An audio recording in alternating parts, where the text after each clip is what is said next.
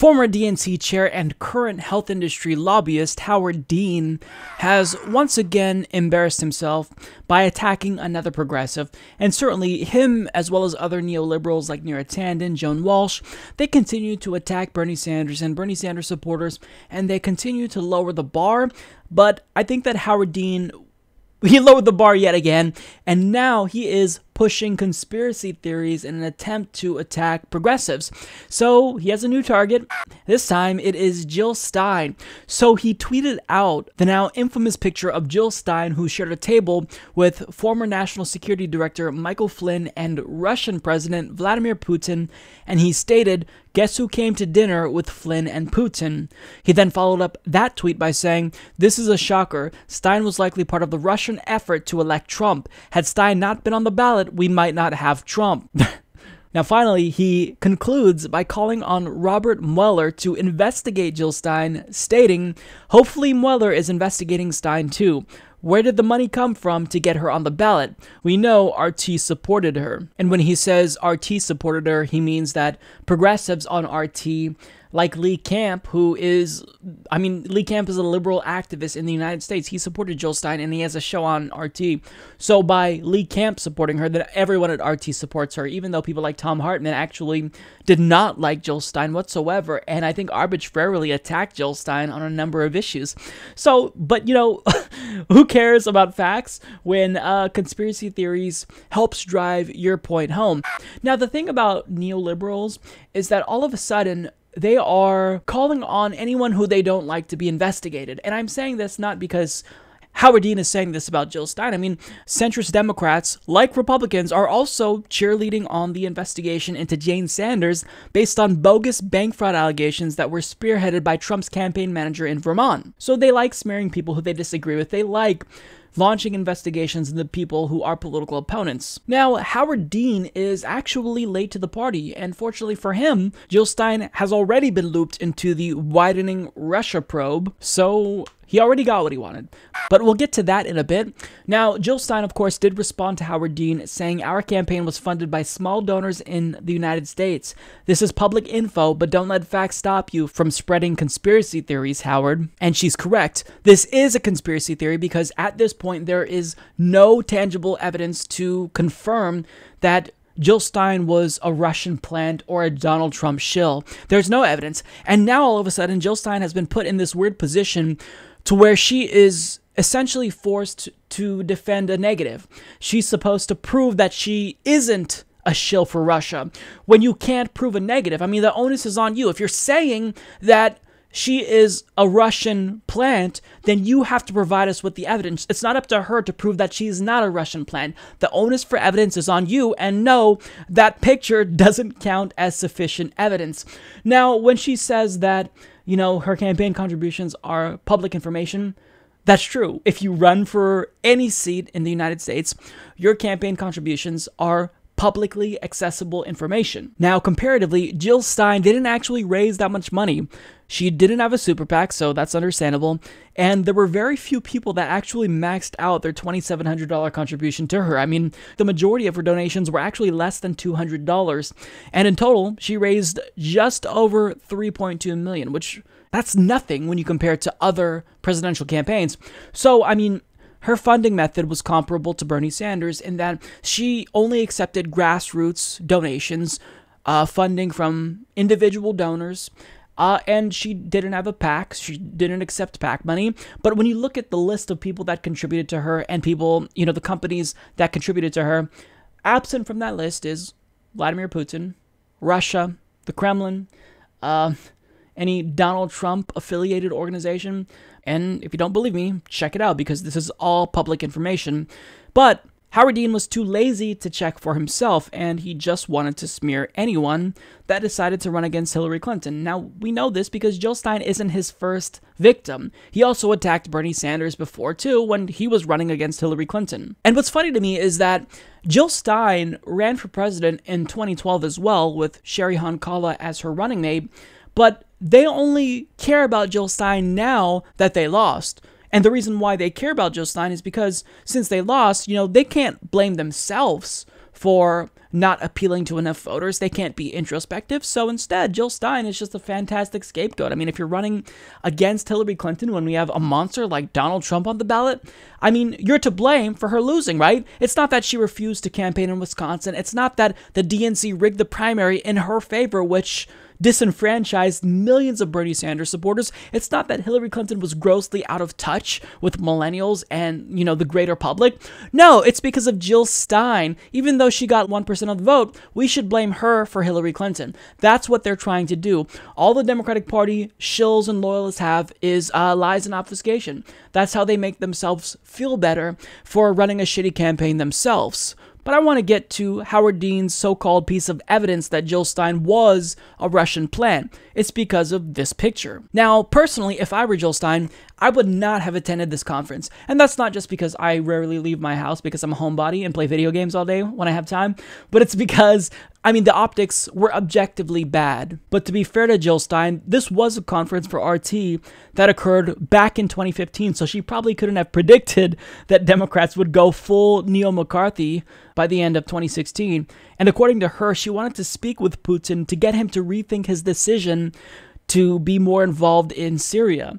And if she really was teaming up with Putin, one thing that I don't understand is why she would be at this event taking selfies on her phone. Why would she be seen with Putin in public? Why wouldn't she just have meetings with him behind the scenes? Because, if it comes out that she did collude with him to tip the election in Donald Trump's favor, then why would she want this to ultimately be used against her? It's because there's no evidence that she is a Russian plant. She was just there because of RT's anniversary. And the reason why she is there at this conference is because people on RT like Lee Camp like Jill Stein. So, I'm going to let Jill Stein explain why she was there for herself. I wanted to ask you about that famous photo that is the bane of Trump's existence, the former Trump National Security Advisor Michael Flynn and the Russian President Vladimir Putin together in 2015 at a dinner in Moscow. You also, Jill, were at that dinner, and you were actually in that photograph at that head table. So, to say the least, you had a bird's eye view. What were you doing there? So I was there actually to deliver one of the main messages of my campaign, which is that war has failed in the Middle East and that we need a peace offensive consisting of a weapons embargo and a freeze on the funding, the bank accounts of those countries that are sponsoring terrorism. At the time, Russia had just begun to bomb Syria. And my message was that Russia was following in the disastrous footsteps of U.S. foreign policy in the Middle East. But how did you end up at that table? This is the head table. That's right. I knew I was going to be at the head table. All of the foreign diplomats were seated at the head table. Unfortunately, there was no interpreter at the head table, and there were no introductions made. Vladimir Putin came in. And this was a celebration of 10 years of Russia Today. Well, it was a celebration, but it was also a conference, and there was media there actually from all over the world, including U.S. media, and Canadian, Chinese, etc. It was a real chance to lift up a different point of view about U.S. foreign policy, as well as Russian foreign policy, to a broader audience. On that same trip... So you didn't get a chance to talk with Putin then? Not a word. I was hoping to deliver my message to Putin, but there was no interpreter. He walked in with a group of people that I thought were his bodyguards. It turns out they actually were his head of communications, his chief of staff, etc. But you wouldn't have known it. I spent the dinner talking to the German diplomat to my right. He was the only person who spoke English that was in earshot of me. Your assessment of what has been made of that, and of course, ultimately, Mike Flynn was forced out as National Security Advisor. Yes. Well, bear in mind that Mike Flynn has many contacts to Russia, and in fact was paid $40,000, which he accepted from the Russian government. I wasn't paid a penny, and I declined sponsorship for my transportation, my room, and my board. So, I went there absolutely without any conflicts of interest or encumbrances. But it's like nothing happened at that dinner. Nothing happened at that dinner. Michael Flynn has his own issues going on with Russia. I can say that for my own part, that picture circulates without a single fact. I was there with a number of peace advocates who, unfortunately, we have to turn to Russian TV and to Democracy Now!, but there are very few TV stations that cover peace candidates. I was there with Rocky Anderson and Ray McGovern. The former mayor of Salt Lake City. So there you have it. Now, I'm going to let you decide for yourself whether or not you believe Jill Stein. I personally do.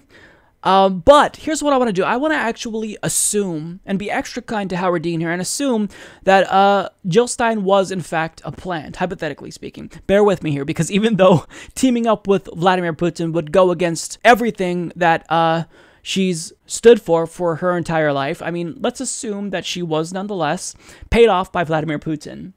So if she was a plant for Vladimir Putin, then wouldn't it still be embarrassing for Democrats that a plant ran a campaign that was more in tune with the American electorate than Hillary Clinton? I mean, a lot of people, in fact, there are some polls that show that most people only voted for Hillary Clinton to defeat Donald Trump, meaning she didn't really have a message that resonated with voters. So if enough people supposedly risked spoiling the election, even though there was a monster like Donald Trump, to vote for Jill Stein, doesn't that imply that she's doing something right? If she's a Russian puppet, isn't it embarrassing that a Russian puppet is more in touch with the American people than both political parties? I mean, think about it. Furthermore, Hillary Clinton was already loathed by the electorate, and in the absence of Jill Stein, I personally still wouldn't have voted for Hillary Clinton because I don't vote for cheaters.